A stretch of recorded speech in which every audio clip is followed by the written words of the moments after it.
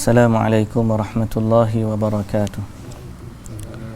Bismillahirrahmanirrahim. Alhamdulillahi rabbil alamin. Wassalatu wassalamu ala asyrafil anbiya'i wal mursalin nabiyina Muhammadin wa ala alihi wa sahbihi ajma'in. Rabbi shrah li sadri wa yassir li amri wahlul 'uqdatan min lisani yafqahu qawli, amma ba'du. Muslimin dan muslimat yang dirahmati Allah Subhanahu wa taala sekalian, alhamdulillah pada hari ini, hari Jumaat yang penuh dengan barakah, hari yang kita memperbanyakkan selawat ke atas baginda Nabi sallallahu alaihi wasallam, hari yang kita akan berkumpul, setiap lelaki akan berkumpul di rumah Allah menunaikan kefarduan solat Jumaat yang wajib ke atas setiap individu muslim yang aqil, baligh,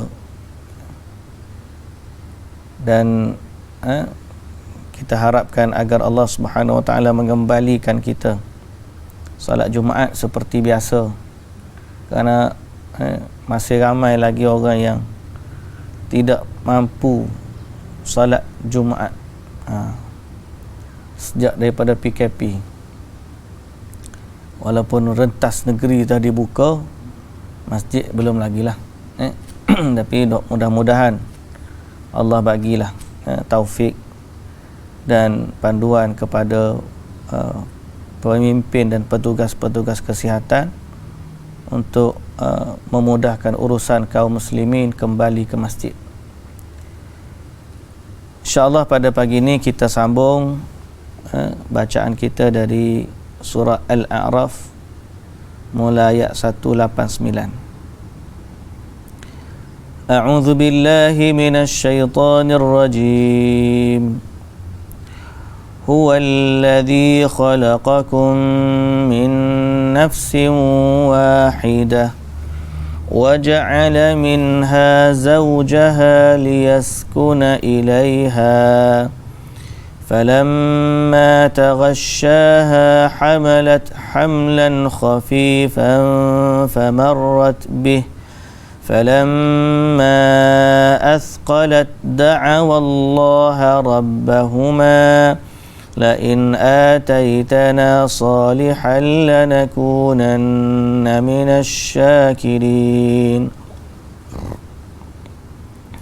فلما آتاهما صالحا جعلا له شركاء فيما آتاهما فتعالى الله عما يشركون.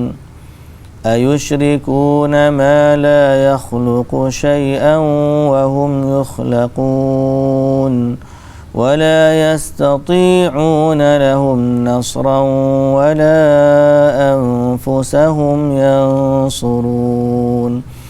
وإن تدعوهم إلى الهدى لا يتبعوكم سواء عليكم أدعوتموهم أم أنتم صامتون.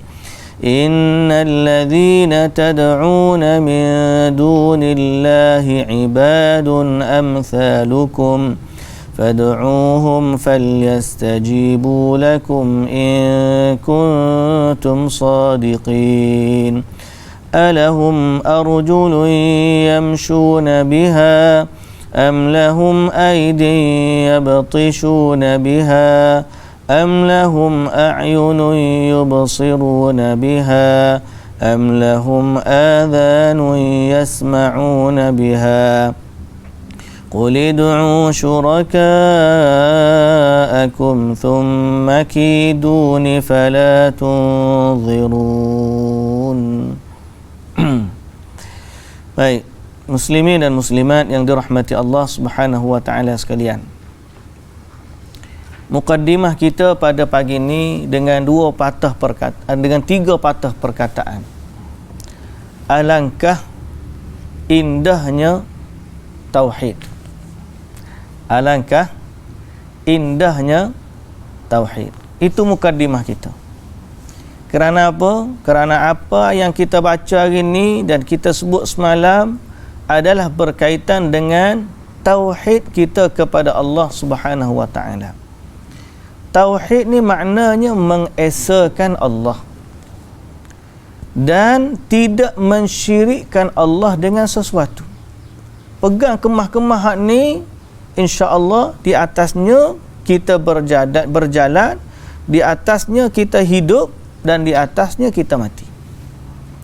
Dan di saat kita berpegang teguh dengan tauhid, maka kita akan merasakan ketenangan yang sebesar-besarnya, dan kita akan kembali kepada Allah dalam keadaan diredai oleh Allah Subhanahu wa taala. Lawan daripada tauhid, syirik. Dosa yang paling besar adalah syirik kepada Allah Subhanahu wa taala. Maka sebagaimana dosa paling besar adalah syirik, maka ibadat yang paling besar adalah tauhid. Sebab tu kita kata alangkah indahnya tauhid. Nak jaga tauhid ni, kena pertama menafikan semua sembahan selain Allah. Yang kedua, mengisbatkan ketuhanan Allah Subhanahu wa taala. Dan itulah yang terkandung dalam kalimah syahadah. La ilaha illallah. Dia ada dua komponen. Komponen yang pertama, la ilaha, tidak ada Tuhan. Mana selain daripada Allah bukan Tuhan.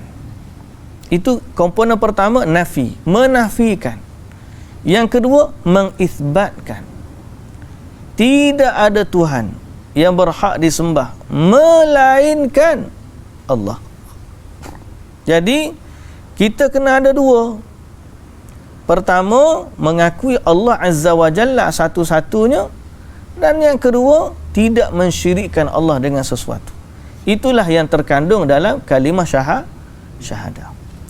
Hari semalam kita dah bincang untuk menjaga tauhid ni, Allah Ta'ala suruh Nabi bagi tahu kepada umat dia bahawa Nabi sallallahu alaihi wasallam tidak memiliki kekuasaan untuk memberikan manfaat ataupun mudarat. Dan Nabi sallallahu alaihi wasallam tidak memiliki pengetahuan tentang ilmu ghaib. Kalau Nabi sallallahu alaihi wasallam boleh memberikan manfaat, boleh memberikan mudarat, boleh mengetahui benda ghaib, nescaya Nabi sallallahu alaihi wasallam akan dapat keberuntungan yang tersangat banyak, dan Nabi sallallahu alaihi wasallam tidak akan ditimpa mudarat. Tapi yang berlaku sebaliknya, sebagaimana kita dah sebut semalam. Kemudian Allah Ta'ala perintahkan Nabi supaya berkata, in ana illa, aku ni tidak lain hanyalah melainkan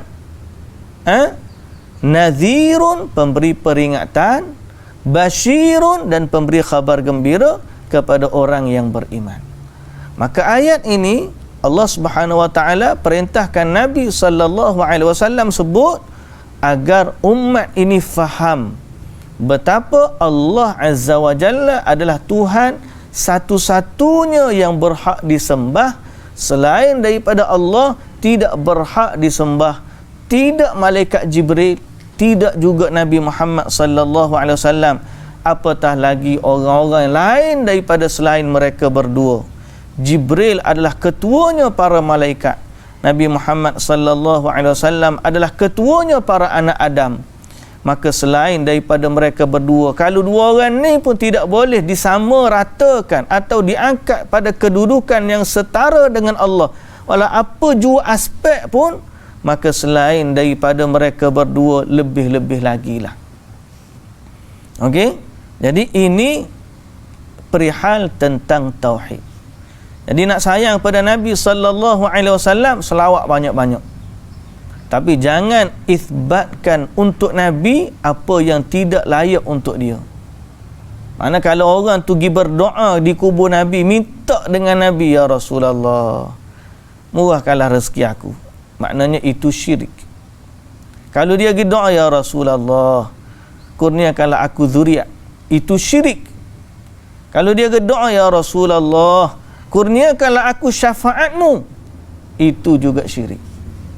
Kerana Nabi SAW hanya memberikan syafaat setelah dari Allah Azza wa Jalla izinkan. Allah Ta'ala sebut dalam Quran, qul lillahi syafa'atu jami'a, katakanlah syafaat itu milik Allah. Kalau Allah Ta'ala tak izin, Nabi ni bagi je. Kalau Allah Ta'ala tak izin, Nabi tak boleh bagi. Jadi kalau nak minta syafaat, minta dengan siapa? Minta dengan Allah. Ya Allah, kurniakanlah kepada kami syafaat Nabi-Mu sallallahu alaihi wasallam. Ya Allah, jadikanlah kami sebahagian dari orang yang menerima syafaat Nabi-Mu sallallahu alaihi wasallam. Gitu cara kita minta. Pasal apa? Sebab dalam tauhid kita tidak boleh minta kepada selain Allah.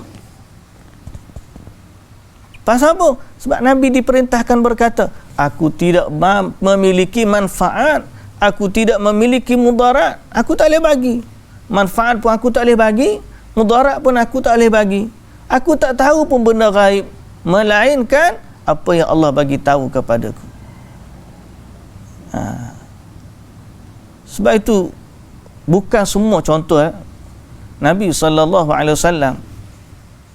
waktu Nabi pacak pelepah kurma dekat kubur, kan?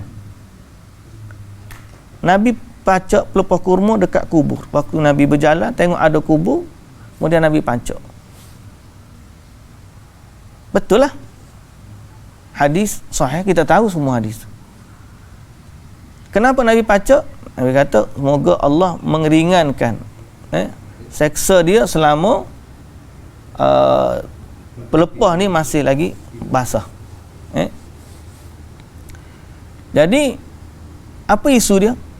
Isunya ialah Nabi tahu orang dalam kubur tu sedang diseksa. Okey, Nabi tahu. Okey, isu dia Nabi tahu. Persoalan, question mark besar. Apakah Nabi tahu semua kubur? Sehingga Nabi pergi cari kubur mana orang kena seksa, Nabi pacak semua, ataupun satu ni je? Apa jawapan dia? Nabi diizinkan untuk sebut tentang orang ni. Itu pun ada tujuan yang lebih besar. Apa dia tujuan lebih besar? Nabi nak bagi tahu sebab dia diazab supaya umat ni selamat. Fakana ahaduhuma yamshi bin namimah. Salah seorang daripada duanya, dia ni suka mengadu domba. Seorang lagi dia tidak bersihkan betul-betul kencing dia. Maka Nabi SAW buat tu untuk meringankan keduanya. Bererti maksud daripada perbuatan tu mengingatkan dosa. Adapun kubur-kubur lain, ada tak Nabi pergi pacak? Tak. Allah buka atau Allah bagi tahu kepada Nabi, Allah benarkan yang tu untuk Nabi bagi nasihat kepada umat dia tentang dua dosa yang manusia anggap ringan tapi sebenarnya berat di sisi Allah Subhanahu wa taala. Habis tu ustaz nak cakap apa? Nak cakap Nabi tak tahu benda gaib. Kalau Nabi tahu, nescaya semua kubur-kubur Nabi tahu kena azab, pergi pacak berlaku. Sehingga menjadi sunnah kita ni. Lepas kita pula pergi pacak-pacak. Kita pacak ni dua benda, tak kena. Berlawanan dua benda hak pergi pacak. Pertama, kerana Nabi tak pacak semua tu. Nabi hanya pacak kurma tu pada dua kubur hak kita sebutkan tadi cerita dia. Kan? Yang kedua, kita menyalahi sebab Nabi pacak sebab Nabi tahu situasi orang dalam kubur. Kita pergi pacak tahu tak? Nah, kita pergi pacak tu, tahu tak? Tak tahu. Jadi menyelihi dua benda. Pertama, menyelihi sifat Nabi tak pacak pada semua kubur. Yang kedua, menyelisih sebab kita tak tahu situasi mayat dalam kubur. Sedang Nabi SAW buat sebab baginda tahu situasi mayat dalam kubur. Dan yang kedua, baginda tak pacak pada semua kubur melainkan hak tu. Jadi kembali kepada isu yang asal, ini adalah tauhid, menunjukkan bahawa Nabi kita Muhammad sallallahu alaihi wasallam dia ni tidak tahu ilmu ghaib melainkan apa yang diwahyukan oleh Allah kepada Nabi sallallahu alaihi wasallam. Ni sebab tu kadang-kadang ada soalan sahabat mari tanya Nabi, Nabi tak jawab lagi. Tunggu jawapan dari Allah Subhanahu wa taala. Sama juga kalau dengan keampunan, kita minta ampun dengan siapa? Minta ampun dengan Allah. Nabi Muhammad tak boleh mengampunkan. Sebab dia bukan Tuhan. Mana dalil? Cerita kita baca dah dalam surah Taubah sebelum daripada ni. Kan? Yang tak pergi perang, Ka'ab bin Malik radhiyallahu anhu, dia sampai 50 hari kena pulau. Nah, Nabi pun tak cakap dengan dia. Sahabat-sahabat pun tunggu, Nabi sendiri pun tunggu. Macam mana kesudahan cerita dua orang ni? Dia dengan Hilal bin Umayyah, kan? Ka'ab bin Malik dengan Hilal bin Umayyah. Macam mana kesudahan dua orang ni? Nabi tunggu sehingga datang turun ayat Allah Subhanahu wa taala. Barulah selepas daripada tu, bila turun ayat Quran, laqad taballahu 'alan nabiyyi wal muhajirin wal ansari alladhina tabawwa'u wa 'ala thalathati alladhina khulifu hatta idza daqat 'alaihimul ard bima rahabat wa daqat 'alaihim anfusuhum wadhannu an la malja'a min Allah illa ilaihi thumma taba 'alaihim liyatubu innallaha huwat tawwabur rahim. Tu ayat tu, Allahu akbar. Bercucuran air mata para sahabat, rasa besarnya keampunan Allah Azza wa Jalla. Asyahid, Nabi tidak boleh menganggap. Nabi tunggu dari Allah Azza wa Jalla. Jadi Nabi ni jangan diangkat darjatnya setara Tuhan. Itu tauhid kita. Kita sayang sungguh kepada Nabi sallallahu alaihi wasallam.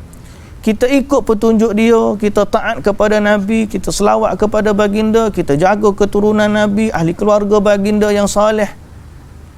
Semua kita buat untuk Nabi sallallahu alaihi wasallam. Tapi jangan sampai angkat Nabi ke tahap yang tidak sepatutnya. Okey? Jangan sampai angkat Nabi ke tahap yang tidak sepatutnya. Ini tauhid, Semua umat Islam kena faham yang ni. Kena faham sungguh-sungguh. Pasal apa? Kerana kalau dia tak mantap tentang tauhid ni lah, bila dia buka ruang untuk sesuatu berkuasa memberikan manfaat dan mudarat, maka dia telah memasukkan orang tu dalam sifat ketuhanan.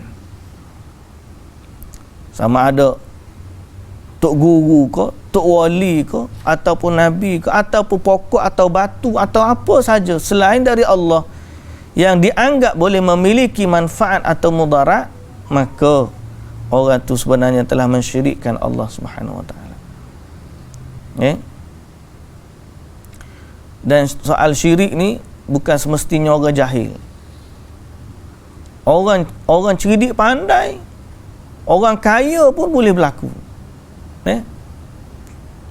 Kadang-kadang pemujaan terhadap kepala kerbau, kepala lembu sebagai tanda keselamatan. Kalau pak kita ni belum ada lagi, minta-minta tak ada lah. Tapi kalau di negara jiran kita, bentuk-bentuk pemujaan mereka zaman kita, alhamdulillah, dulu para pendakwah dulu, alhamdulillah, telah berjaya menghapuskan amalan-amalan syirik. Mandi pantai, pesta puja pantai, gapo lagi, macam-macam lah zaman dulu. Alhamdulillah, zaman ni tak ada. Jadi kita kena berterusan mengajak manusia kepada dakwah tauhid. Okey, dakwah kepada tauhid. Adapun di negara jiran kita masih lagi ada, walaupun dakwah tu berjalan, alhamdulillah berjalan, berkembang, tapi masih ada lagi orang bila nak bina bangunan, ambil buat majlis doa selamat, ambil kepala lembu letak, tabur pula dengan bunga-bunga kepala lembu. Apa signifikannya kepala lembu dengan keselamatan? Tak, melainkan dia adalah persembahan kepada sesuatu yang mereka anggap boleh memberi manfaat dan mudarat. Sesuatu tu apa? Mungkin semangat pantai, mungkin semangat tu dah syirik lah yang habis. Kerana dia beriktikad sesuatu tu boleh memberikan manfaat ataupun mudarat. Kena beringat. Okey. Muslimin dan muslimat yang dirahmati Allah. Lepas tu kita kata sekali lagi, alangkah indahnya tauhid. Ayat pada hari ini Allah Subhanahu wa taala ingatkan kita lagi tentang tauhid ni. Kita baca makna dia. Huwallazi khalaqakum min nafsin wahidah. Dialah Allah yang menciptakan kamu semua ni dari diri yang satu. Dari diri yang satu. Secara hakikatnya kita semua berasal daripada Nabi Adam alaihi salam. Wa ja'ala minha zawjaha, dan dia menjadikan dari hakikat itu, yakni dari diri itu, pasangannya, yakni diri suami isteri. Daripada tu keluarlah isterinya. Hinggalah mereka suami dan isteri. Min nafsin wahidah. Jadi semua manusia ni datang daripada sumber yang sama ni, iaitulah Nabi Adam alaihi salam. Dan semua manusia yang datang dari keturunan Adam unsurnya sama. Sebagaimana Nabi sallallahu alaihi wasallam kata, kullukum min Adam wa Adamu min turab. Kullukum min Adam wa kullukum min turab. Setiap kamu dari Nabi Adam dan setiap kamu dari tanah. Setiap kamu dari Adam dan setiap kamu dari tanah. Jadi kita ni unsur sama. Jangan pula tiba-tiba dia kata dia unsur dari cahaya. Ataupun dia kata Nabi Muhammad sallallahu alaihi wasallam dibuat dari cahaya. Yang tu bertentangan, menyelisihi nas Quran dan nas hadis. Bertentangan. Kita tak nak bertentangan. Jangan sampai kita ni menyelisihi Al-Quran dan hadis. Quran kata kita semua daripada Nabi Adam alaihissalam.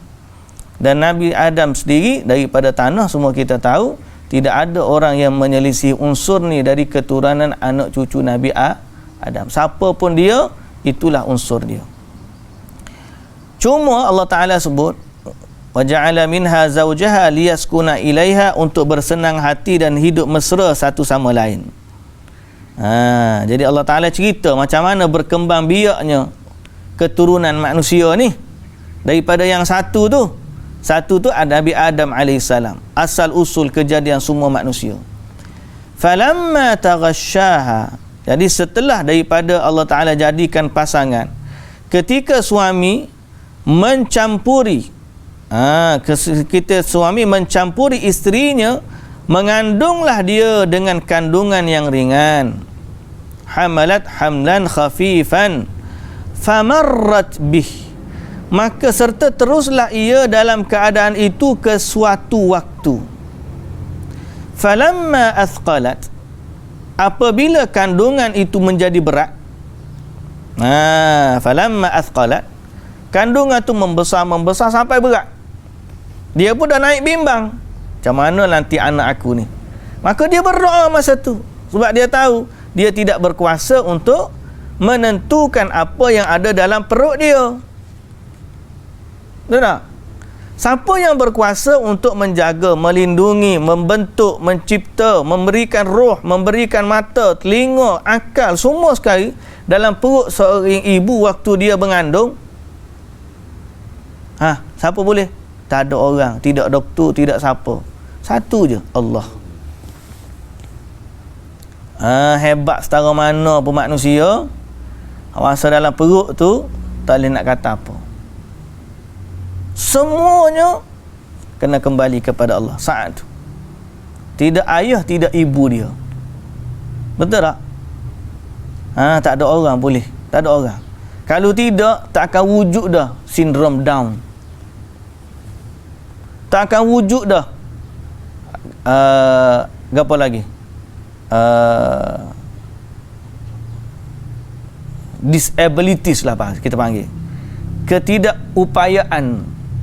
Sama ada hak kita sebut sebagai hari ni hak kanak-kanak istimewa, autismnya, ADHD-nya, disleksianya, apa lagi, hyper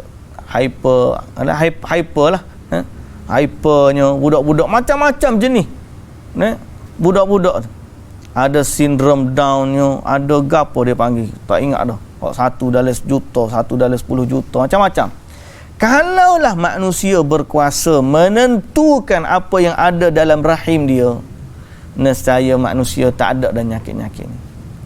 Sampai hari ni saintis tak jumpa lagi kenapa budak autism jadi autism. Kenapa budak sindrom Down tu boleh jadi? Mungkin dia kata kromosom ni gini. Okeylah, hak kromosom. Hak tu sindrom Down nampak je lah dia punya tu. Tapi kalau budak autism, muka okey, telinga okey, cakap okey, tapi dia ada autism. Motor dia tak berapa functioning. So apa kekurangan? Tak tahu. Rahsia. Tak. Apa yang menyebabkan makin lama makin banyak, makin lama makin banyak orang. Maknanya manusia ni dia tak boleh buat apa pun dalam perut dia. Tak boleh buat apa pun urusan dalam perut dia. Habis tu kenapa Allah yang maha sempurna ciptakan makhluk-makhluk dia dalam keadaan macam ni? Jawapannya sebagai ujian kepada manusia. Kalau Allah Ta'ala nak buat semua 100% perfect, tak ada orang yang malaikat, seperti malaikat, tak ada sindrom Down, tak ada autism, tak ada disleksia, tak ada ADHD, tak ada apa. Keluar tu manusia 100% perfect. Handsome, hidung mancung, mata biru, mulut, kulit 100%. Kalau Allah Ta'ala nak buat, kun fayakun. Tapi Allah Ta'ala sebenarnya dia nak uji manusia. Lalu Allah Ta'ala kata apa? Lain orang ni bila dia mengandung ni, falamma athqalat da'awa Allah rabbahuma, maka ketika dia merasa berat dan menaruh bimbang, beratnya kandungan dan bimbang dia terhadap kandungan tersebut, da'awallaha rabbahuma, dua-dua isteri, suami dan isteri itu berdoa kepada Tuhan mereka. Dia kata apa? La in ataitana salihah, sekiranya ya Allah engkau kurniakan kepada kami nikmat yang baik, yakni anak kami ni sempurna, lanakunanna minas syakirin, nescaya kami jadi orang yang bersyukur kepadamu ya Allah. Kemain dia waktu mengandung minta doa dengan Allah. Minta doa dengan Allah. Allah ni maknanya yang dia anggap yang berkuasa tu, falamma atahuma salihah, anehnya manusia ni, kemudian ketika Allah mengurniakan kepada keduanya nikmat yang baik seperti mana yang mereka pohonkan, bila dah beranak, anak dia elok, alhamdulillah. Tapi manusia ni ja'ala lahu syuraka'a fima atahuma, tiba-tiba dia pergi jadikan sekutu bagi Allah dalam urusan nikmat yang dikurniakan. Siapa yang bagi anak kat dia? Allah. Tiba-tiba bila dia dapat anak, dia pergi syukur kepada Tuhan lain Allah. Dia pergi bawa ke patung berhala. Dia kata, oh patung, terima kasih. Bila masa patung tu buat anak dia? Dia pergi kat baptis, membaptiskan anak dia dekat dengan padri. Celuk-celuk rendah-rendah dalam air, kena tapa-tapa ke padri pun ada. Kenapa? Oh, in the name of Jesus. Bila masa Jesus buat anak dia? Manusia ni gitulah sifat dia. Time dia tak berdapat, dia minta dengan Allah. Bila dia dapat, dia lupa kepada Allah. Ini tauhid. Fata'ala Allahu amma yushrikun. Maha suci Allah dari apa yang mereka sekutukan itu. Makna maha suci ni, Allah tidak berhajat kepada semua tu. Dan maha suci Allah juga bermaksud mereka tu semua bukan Tuhan, bukan Allah. Okey. Ayusyrikuna ma la yakhluqu syai'an wa hum yukhlaqun.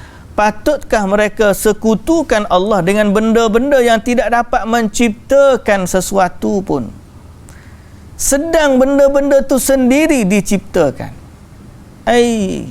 Tengok manusia ni, kalau mikir logik kan, Allah Ta'ala tanya soalan ni, patutnya ini adalah tamparan, bukan tamparan dok, pukulan knockdown.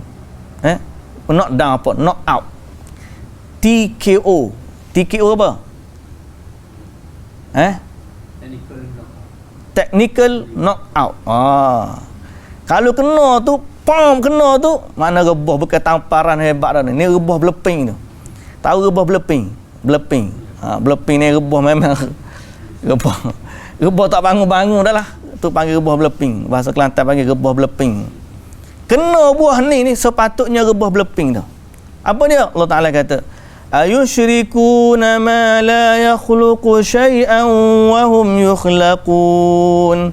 Apakah mereka, patutkah mereka mempersekutukan Allah dengan sesuatu yang tidak boleh menciptakan sesuatu, sedang mereka tu sendiri diciptakan? Tak logik pakmu ni. Apa hal mu sembah patung tu?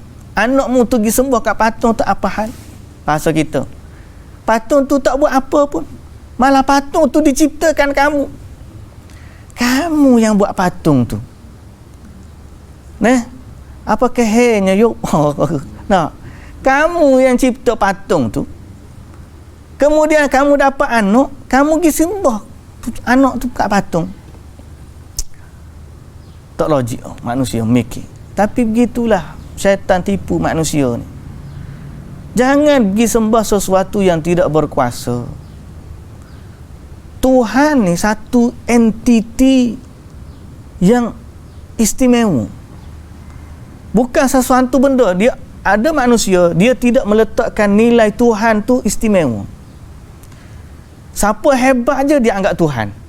Pada dia nilai Tuhan dia tu gitu je. Dia tengok pokok besar, Tuhan lah ni. Dia kita tengok batu pelik, Tuhan lah ni. Dia kita tengok orang hebat, ni Tuhan ni. Ada manusia ni, nilai Tuhan tu, parameter Tuhan tu sekadar pelik pada biasa, ada jadi Tuhan. Tuan-tuan, Tuhan ni parameter dia sangat tinggi. Sesuatu yang nak diangkat menjadi Tuhan kena melepasi tes, ujian, parameter yang sangat ketat. Pertama, parameter dia mesti tunggal. Sebab kalau dia ada dua, macam mana nak jaga semua ni dalam keadaan sempurna? Seperti kereta ada dua driver, mustahil. Kapal terbang ada dua pilot, boleh, tapi direction dia mesti sama. Mesti ada satu ketua, Dan yang kedua tu hanyalah pembantu pilot. Okay? Kapal mesti ada satu je nakoda. Macam mana kalau kapal ada dua nakoda? Tak boleh. Alam semesta ni lagi hebat daripada kereta, lagi hebat daripada kapal terbang, lagi hebat daripada kapal laut. Tiba-tiba kamu boleh terima idea boleh ada dua Tuhan, maka itu adalah kefahaman yang salah. Syarat pertama Tuhan nak diangkat jadi Tuhan, dia mesti kedudukan Tuhan ni satu je.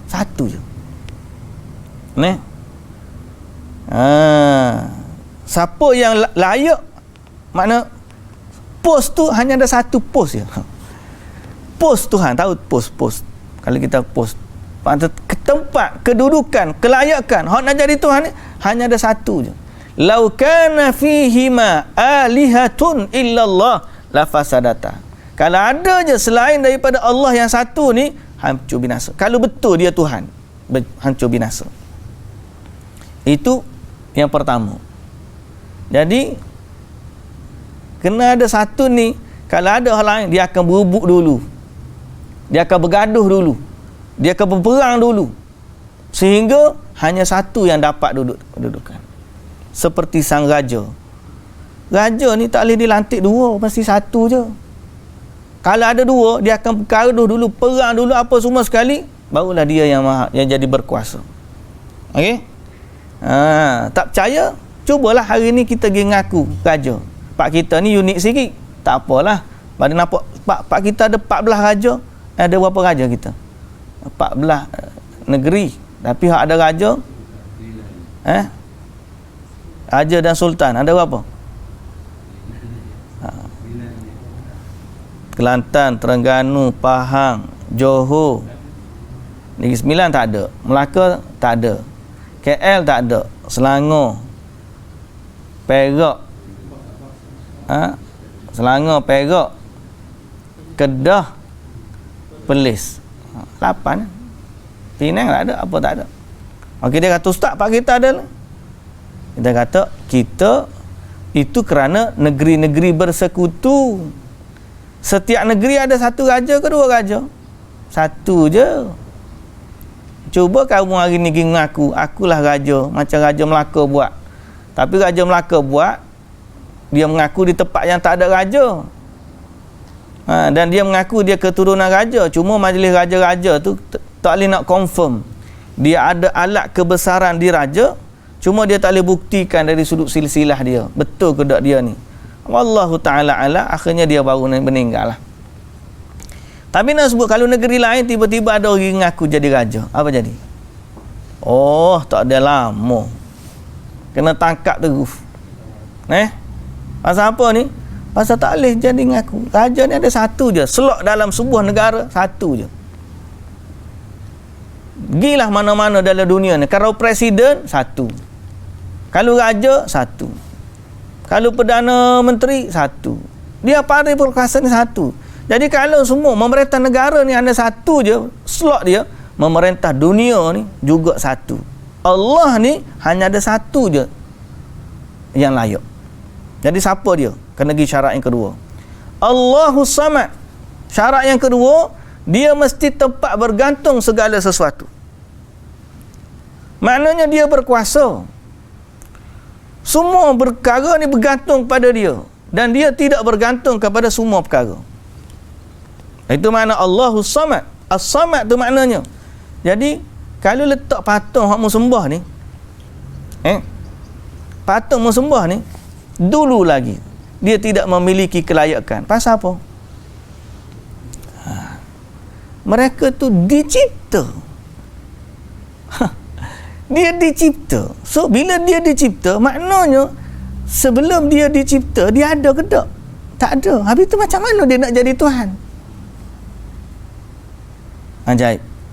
Kemudian dia mesti lam yalid wa lam yulad. Dia mesti tidak ada anak. Dan dia juga tidak diperanakkan. Sebab kalau dia diperanakkan, bapak dia lebih hebat daripada dia. Kalau dia beranak, berarti dia ni akan hilang dia punya ketuhanan, sebab akan diwariskan untuk anak dia. Jadi yang nama Tuhan ni, dia tidak akan hilang kekuasaan dia, dan dia tidak pula mewarisi hartanya daripada orang, daripada yang lain. Tak? Kalau dia yalid, maknanya kekuasaan dia nanti diwariskan kepada anak. Kalau dia yulad, diperanakkan, makna ketuhanan dia diwarisi daripada bapa dia. Jadi maknanya bapa dia lagi hebat atau anak dia lagi hebat. Tuhan tak boleh lagu tu. Walam yakul lahu kufuwan ahad, dan Tuhan ni tidak ada yang sesuatu sebanding daripada dia. Barulah layak jadi Tuhan. So ni parameter yang ada. Kalau layak cukup parameter ni, baru layak jadi Tuhan. Bila tak ni, tak ada satu pun yang layak melainkan Allah Subhanahu Wa Taala. Allah Taala kata, ayusyrikuna ma la yakhluqu syai'an wa hum yukhlaqun wa la yastati'una lahum nasran wa la anfusahum yansurun. Dan benda-benda itu tidak dapat menolong pun mereka, dan juga tidak dapat menolong diri sendiri. Siapa nak tolong kamu, hak penyembah dia? Diri sendiri pun dia tak boleh tolong. Ni, wa in tad'uuhum ilal huda la yattabi'ukum. Kalau kamu ajak dia, seru benda tu untuk memperoleh petunjuk daripadanya, mereka juga tidak dapat menurut, ini menyampaikan hajat kamu. Tak boleh. Sawa'un alaikum, sama je ke atas kamu. Ada'autumuhum am antum samitun. Sama ada kamu berdoa kepada dia ataupun kamu mendiamkan diri, sama, tak ada manfaat. Pasal apa? Dia tak boleh dengar pun apa yang kamu minta dengan dia. Innal ladzina tad'una min dunillah, yang kamu sembah selain dari Allah tu, ketahuilah, ibadun amthalukum, dia tu hamba seperti kamu, makhluk juga dia. Sama tarah jamu dengan dia. Apa nak sembah dia? Nah, malah boleh jadi mu lebih mulia daripada dia. Kalau dia patung, mu manusia, mu lagi hebat daripada dia. Apa hal lagi sembah dia? Ini yang berlaku disebut dalam tafsir kisah Amru ibnul Jamuh. Dan tadi ingat ada Amru bin Jamuh ni? Saya pernah cerita nama dia ni, Amru bin ibnul Jamuh. Amru bin Jamuh ni seorang sahabat Nabi yang tempang, yang meninggal dalam perang Uhud. Yang dia tanya Nabi, kalau aku masuk syurga, ada lagi tak tempang aku ni? Nabi kata, dalam syurga tak ada orang tempang. Lalu dia bercita-cita masuk syurga, dan jalan pintas masuk syurga ialah dia nak pergi berjihad fi sabilillah.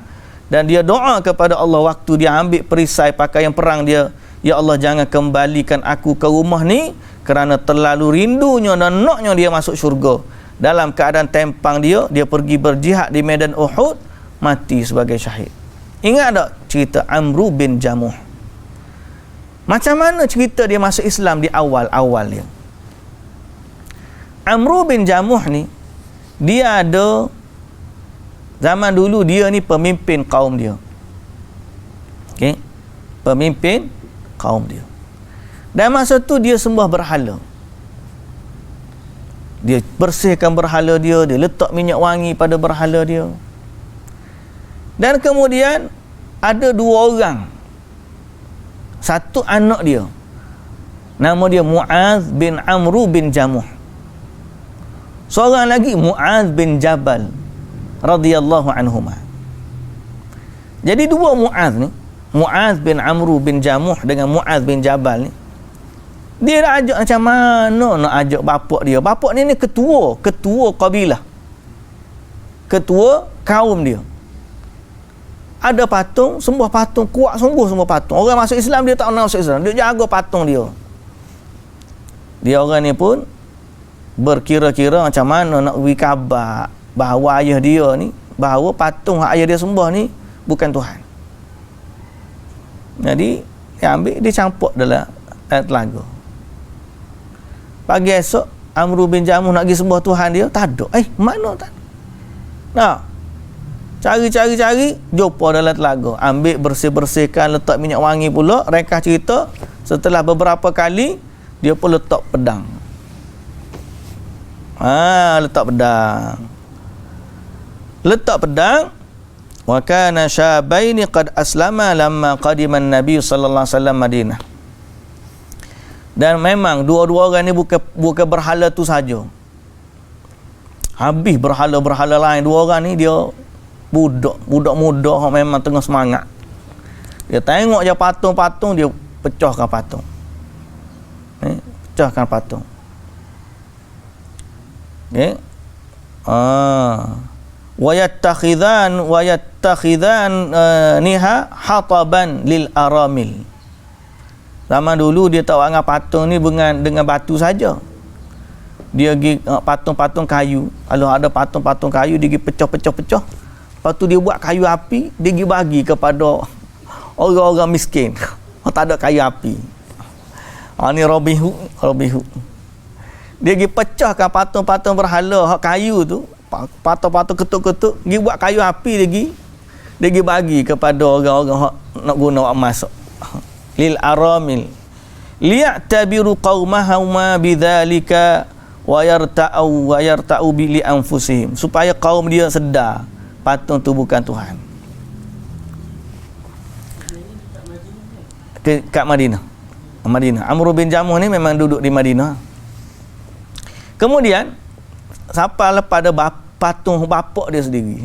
Patung bapak dia sendiri, Amr bin Jamuh ni, anak dia Muaz bin Amr bin Jamuh. Lepas tu dia campak patung ayah dia, diletak dengan sampah-sampah macam. Lepas tu dia letak, ayah dia pun letak pedang. Dia kata intasir, kalau datang dua orang tu maknanya kamu lawan dia. Dia rayak ke patung dia. Habis tu datang dua orang tu, ambil ikat pula dekat bangkai anjing. Ambil ikat dekat bangkai anjing, campak pula. Fi bi'rin hunak. Wadalayahu fi hablin fi bi'rin hunak. Ambil ikat dengan tali, campak dalam telaga. Apabila pagi-pagi tengok, Amr bin Jamuh tengok Tuhan dia kena ikat sekali dengan bangkai anjing. Bangkai anjing. Lalu dia bersyair. Bila dia tengok, fa'alima annak ma kana alaihi minad dini batilun. Dia kata, apa aku selama ni sembah memang tak betul lah. Dia bersyair, tallahi law kunta ilahan mustanadun lam takwal kalbu jami'an fi qarni. Mustadan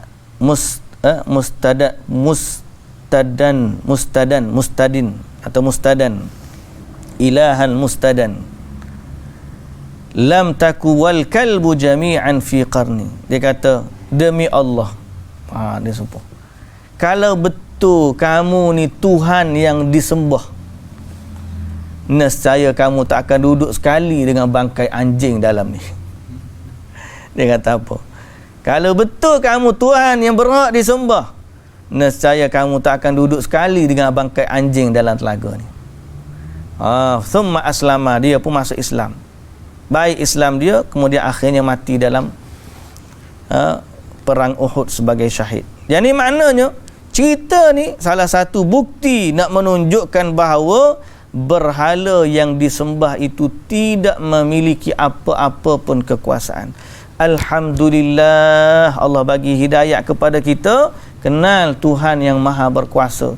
Walaupun kita tak nampak dia, walaupun kita tak tengok dia, tapi kita boleh dengar perkataan Allah sebagaimana yang kita dah baca ni.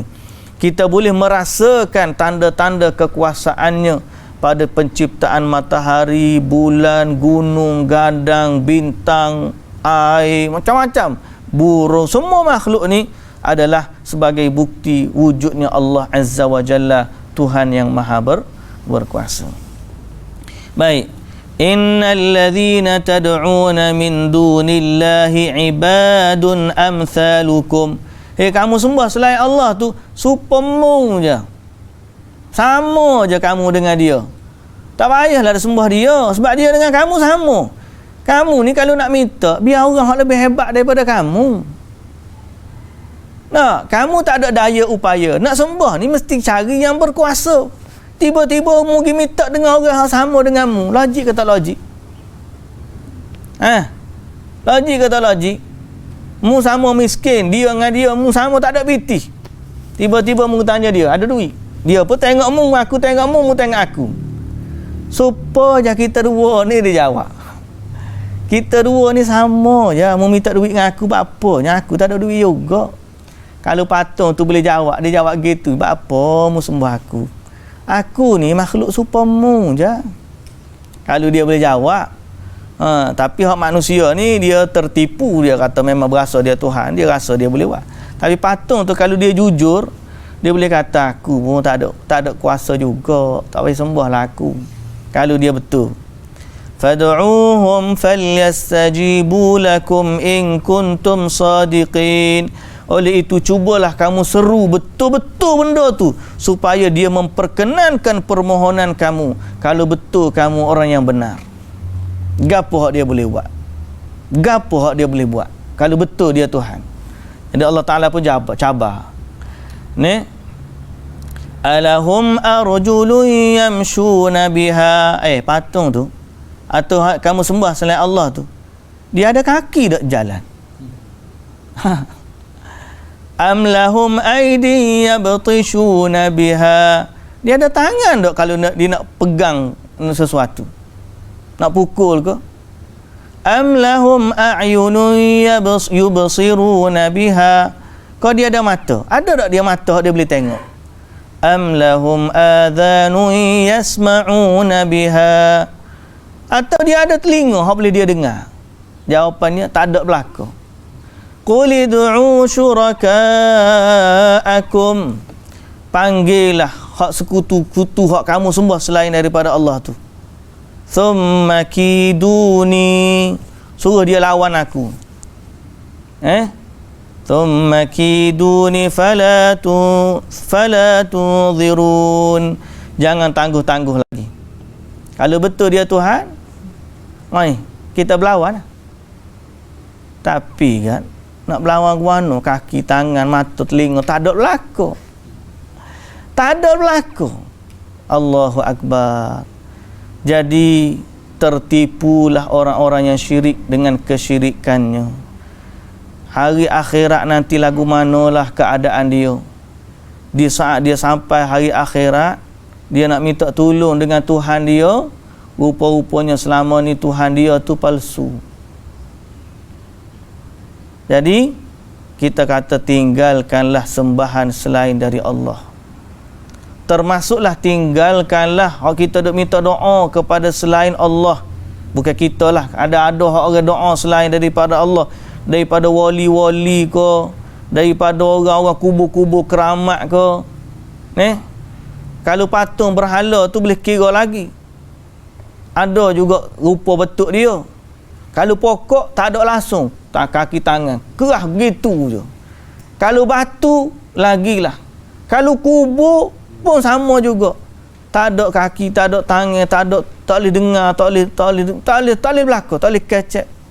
Jadi tinggalkanlah sembahan selain dari Allah, kembalilah kepada Allah, Tuhan yang Maha Agung, yang Maha Berkuasa, yang Maha Pencipta, yang memiliki kekuasaan dunia dan akhirat. Syurga milik Allah, neraka pun milik Allah. Selamat bagi orang yang sembah Allah, Allah masukkan ke dalam syurga. Azab bagi orang yang mensyirikkan Allah dengan sesuatu, Allah campurkan dia dalam neraka. Semuanya Allah, tidak ada sekutu bagi Allah. Tidak ada yang berhak disembah selain Allah.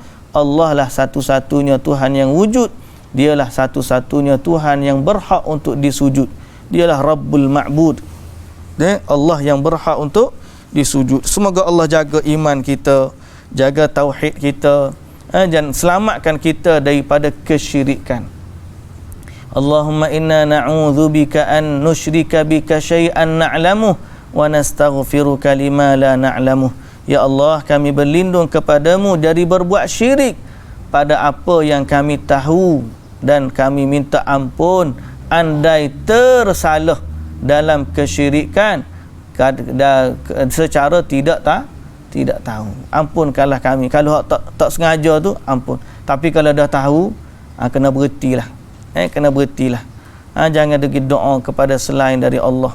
Walaupun kadang-kadang orang ni dia nama dia tawassul. Ada orang ni dia duk main atas nama tawassul, tapi dia tak sedar. Tawassul hak dia anggap tawassul tu sebenarnya berdoa kepada selain Allah. Ada dua jenis tawassul. Pertama, tawassul yang dia pergi ke kubur, dia kata, ya Allah, dengan berkat orang ni terimalah permohonan aku. Dia minta dengan Allah tapi lalu ke kawan tu. Hak tawassul lagu ni kita dah sebut sebelum ni, tidak pernah ada dalam Quran, hadis ataupun amalan para sahabat. Amalan para salafus salih tak ada. Cuma apakah hukum dia syirik? Kita tak kata hukum dia syirik besar. Sebab apa? Sebab dia minta dengan Allah. Cuma kita bimbang berlaku syirik kecil sebab seolah-olah kena lalu orang ni baru Allah Ta'ala terima. Kalau tidak, Allah Ta'ala tak terima. Jawapan dia tak. Tak lalu orang ni pun Allah Ta'ala terima, malah Allah lebih suka tak lalu orang tu. Okey? Yang kedua, orang tu maknanya orang matilah. Orang mati. Kalau orang hidup tu lain cerita. Kita cerita lain. Yang kedua, cara dia, orang kita tawassul ni, pergi kubur, dia minta terus dah orang mati. Tok Syekh Fulan bin Fulan, pohonlah kepada Allah. Dia pergi ke bawah, naik atas. Dia pergi ke bawah ni, ke bawah. Fulan bin Fulan, kurniakanlah aku rezeki, anak dan sebagainya. Dia pergi doa di kubur, tulis atas kertas, campur dekat kubur, pakai colok tak colok macam-macam. Ikat pulut kuning, ikat kain kuning, campur berah, kau bawa sesajen, kau bawa semeleh ayam, kau gapo letak kubur. Semua benda ni dia jatuh ke syirik besar dah kalau lagu tu. Kena hati-hati. Hak paling selamat, hak paling selamat, doalah secara langsung kepada Allah, kerana itulah yang diajarkan oleh Nabi kita Muhammad sallallahu alaihi wasallam, dan itulah yang Allah Taala pesan dalam Quran, iyyaka na'budu wa iyyaka nasta'in. Hanya kepadamu ya Allah aku sembah, hanya kepadamu ya Allah aku minta pertolongan. Dan Allah Ta'ala kata juga, wa qala rabbukum ud'uni astajib lakum. Berdoalah kepadaku. Allah dah suruh kita doa direct kat dia. Kenapa kita nak ambil perantara? Kenapa kita nak ambil perantara? Dia kata tak ayat Quran, ya ayyuhallazina amanu taqullaha wabtaghu ilaihil wasilah. Carilah jalan, wabtaghu ilaihil wasilah. Cari jalan nak dekat dengan Allah Subhanahu wa ta'ala. Kita kata jalan yang ada adalah jalan Quran dan juga As-Sunnah. Jalan yang ada adalah jalan Al-Quran dan juga As-Sunnah. Dalam hadis Nabi sebut, ada orang sebut amal soleh dia. Dalam sunnah ada sahabat mari berdoa dengan Nabi SAW, minta dengan Nabi waktu Nabi masih hidup. Nabi SAW minta dengan Allah, tak apa masih hidup. Tapi lepas Nabi wafat, sahabat dah tahu lagu tu, jadi kita faham ada beza Nabi waktu hidup dengan Nabi waktu mati. Walaupun Nabi tetap hidup dalam kubur dia, itu bab lain. Tapi bab kita doa ni, waktu Nabi hidup lain, waktu Nabi mati lain. Pasal apa? Itu bab doa kita dengan Allah Subhanahu wa ta'ala. Apa pun jagalah tauhid. Jagalah tauhid, jaga iman, jangan sampai rosak. Sebab benda ni adalah aset kita yang paling berharga dan bernilai. Inilah yang kita buat balik jumpa dengan Allah Subhanahu wa ta'ala. Wallahu ta'ala alam. InsyaAllah, siapa yang kita nak berlindung dan nak minta tolong, Tuhan kita hanya Allah. Ini kita akan sambung dalam ayat 196. Cumanya tafsir ni hari Jumaat, hari Isnin nanti cuti. Saya kena balik ke Kelantan sekali lagi sebab anak saya second dose vaksin tu sana. Jadi dia nak masuk sekolah asrama dah ni. Kena complete 2 dos, kena baliklah sana.